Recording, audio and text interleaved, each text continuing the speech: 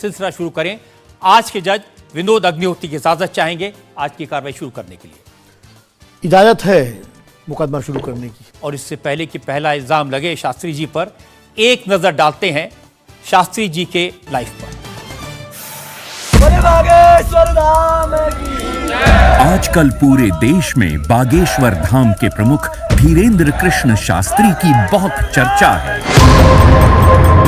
कोई उन्हें चमत्कारी कहता है, कोई उन्हें अंतर्यामी कहता है, कुछ लोग उन्हें पाखंडी कहते हैं, लेकिन धीरेंद्र कृष्ण शास्त्री खुद को पक्का सनातनी बताते हैं।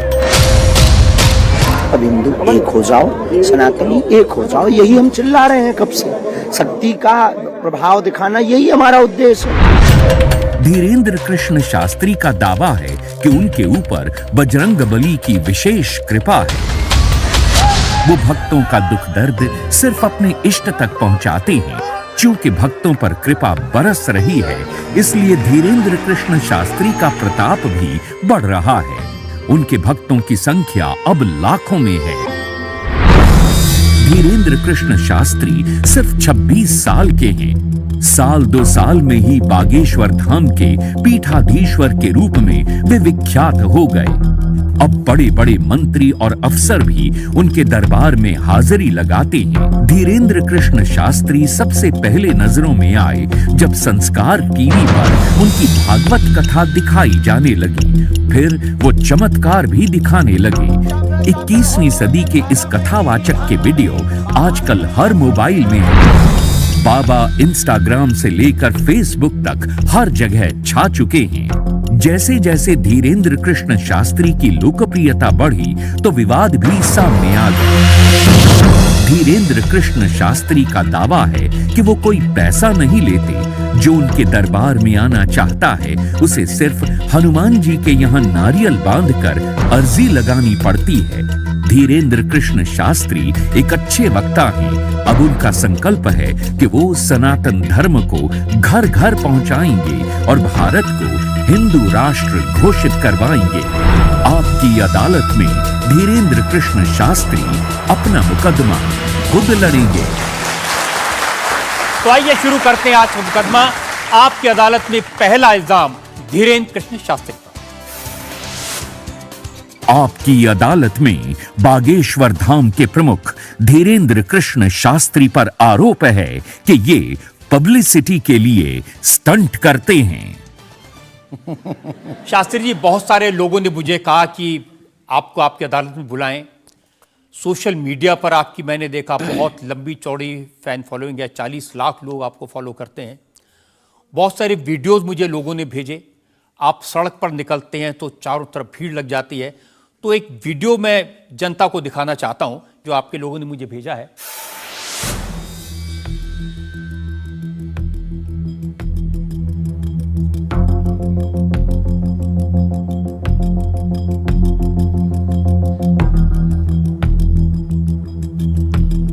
तो ये वाकई में शास्त्री जी असली वीडियो है या पब्लिसिटी स्टंट है, बनाया हुआ है? लोगों की अपनी अपनी भावनाएं होती हैं, अपनी दृष्टि से देखने की।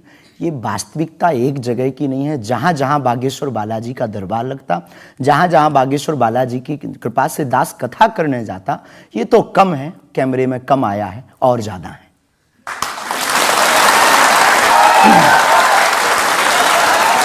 लेकिन 26 साल की उम्र में इतनी चर्चा, इतनी पब्लिसिटी, ऐसा क्या है आप में? जिसका गुरु बलवान होता है, चेला पहलवान होता है। जो लोग कहते थे ईश्वर नहीं होते या भगवान नहीं होते, हमारी दृष्टि में इस छोटे से गांव से, गढ़ा गांव मध्य प्रदेश के बुंदेलखंड में एक छोटा गांव गढ़ा है। गढ़ा में रहने वाला एक छोटे परिवार का बालक धीरेंद्र कृष्ण अगर यहां तक पहुंच सकता है बालाजी की कृपा से, तो भारत का प्रत्येक व्यक्ति भगवत कृपा से कहीं भी पहुंच सकता है। आपने ये नहीं बताया कि यहां तक कैसे पहुंच गए हैं। ये जो लोग हैं, जो फॉलो करते हैं, जो आपके बारे में इतनी बातें करते हैं, ये क्यों करते हैं? क्या है आप में? बागेश्वर बालाजी की कृपा वो सब पर है। लेकिन आप अगर कहेंगे, क्योंकि आपसे जीतना तो बड़ा मुश्किल है, हम पहले आपको साफ कर दें कि चूंकि आपका नाम तो रजत शर्मा जी है, लेकिन हम आपको दयालु नाम से, क्योंकि हमारी भारतीय परंपरा में बड़ों का नाम नहीं लेते, तो हम आपको दयालु कहकर संबोधित करेंगे, अगर बुरा ना लगे तो। नहीं, आप कुछ भी करिए। वैसे हम आपके यहाँ आज मेहमान हैं, तो ये हमारा अधिकार भी है।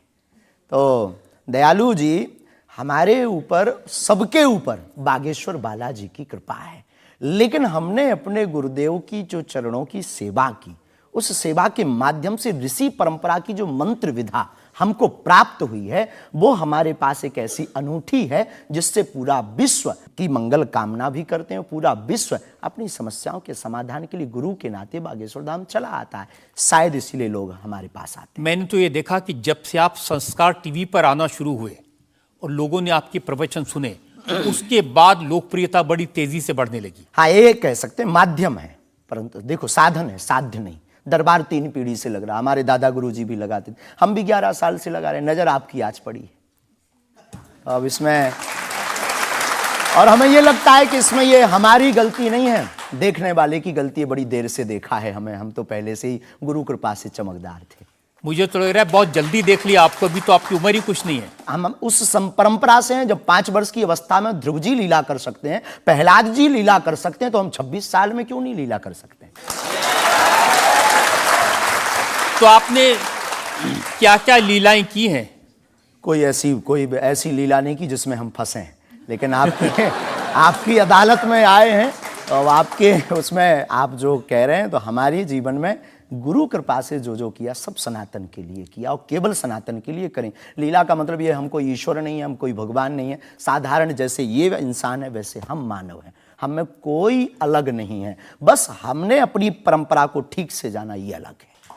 आप जब स्कूल में पढ़ते थे तो जैसे बाकी छात्र होते हैं ऐसे ही थे लगभग, और मास्टर जी कहते थे ये स्कूल में ना आए तो अच्छा है, इतना शरारती है? हाँ, उपद्रवी तो थोड़ा थे, क्योंकि हम जाते थे तो एक तो बहुत कम जाना होता था, लेकिन बहुत गंभीर और सौम्य भाव से हम जाते थे, और लोगों की भावनाएं हमारे पास रहती थी। चूंकि हमारे दादा गुरु का नाम बहुत प्रसिद्ध था, तो दादा गुरु के कारण लोग हमको भी प्रेम देते थे, स्नेह देते, दुलार देते। हमारे दादा गुरु जी को हनुमान जी का 2 बार साक्षात्कार हुआ, ऐसा हमने माना, और उनके अनुयायियों ने माना। तो हम जब स्कूल में जाते थे, तो बचपन से ही बड़ी कृपा थी, तो लोग, बच्चे हमारे पास आते थे, सब क्लासें एक साथ हो जाती थी, 9वीं 10वीं 8वीं सब एक हो जाती थी, जिसमें हम बैठते थे। अच्छा महाराज जी बताइए हमारी कितनी परसेंटेज बन रही है? तो हम, वो बचपना, उस वक्त ऐसा भाव रहता था दिखाने का। अब तो बहुत गंभीर हो गए, लोगों ने कह करके हमें बड़ा गंभीर बना दिया, तो वो भाव रहता। अच्छा ठीक है, तेरी प्यारे 56% बन रही, और मेहनत कर, 60 हो जाएगी।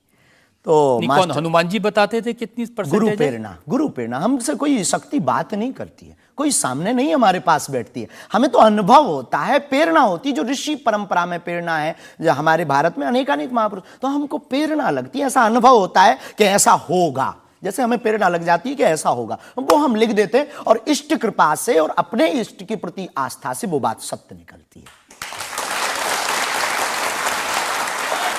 हमारा जीवन भी बड़ा अभाव से गुजरा। एक छोटी झोपड़ी रहती थी, वो भी झोपड़ी, कच्ची झोपड़ी, उसमें पिताजी रहते थे, हमारी माँ, हमसे छोटी बहन और उससे छोटा भाई, 5 लोग उसमें रहते थे। उसी में भगवान को स्थान था। दादा गुरुजी निर्मोही अखाड़ा से साधु थे, तो उन्हें परिवार से ज़्यादा मतलब नहीं था। तो बड़ा अभाव में गुजरा हमारा जीवन, बहुत विचित्र स्थितियों में गुजरा, लेकिन अभाव ने प्रभाव की महिमा बताई, और आज प्रभाव ने हमें अभाव की महिमा बताई। तो आप कह रहे हैं कि जब छात्र थे तो साधारण छात्र थे, जैसे बाकी बच्चे होते हैं, वैसे आज घर परिवार वैसा था जैसे बाकी लोगों का होता है? कोई नई बात नहीं, कोई ऐसा, हम कोई ईश्वर नहीं है, हम संसार से कोई अलग से ब्रह्मा जी की फैक्ट्री से सेट नहीं भये। हम जैसे दुनिया है वैसे हम हैं। बस गुरु परंपरा और हनुमान जी की कृपा क्या होती है, शायद हनुमान जी ने और गुरु ने हमको चुना, ये ललकार कर बताने के लिए, हमें लगता है हमारा। तो इस देश में तो बहुत सारे लोग हैं जो हनुमान जी के भक्त हैं, करोड़ों लोग। हाँ, मंगलवार को, शनिवार को मंदिरों में जाते हैं, व्रत रखते हैं, प्रसाद चढ़ाते हैं, तो हनुमान जी ने आपको क्यों पकड़ा? कुछ ज्यादा ही घनिष्ठता होगी हमारी, उनको ज्यादा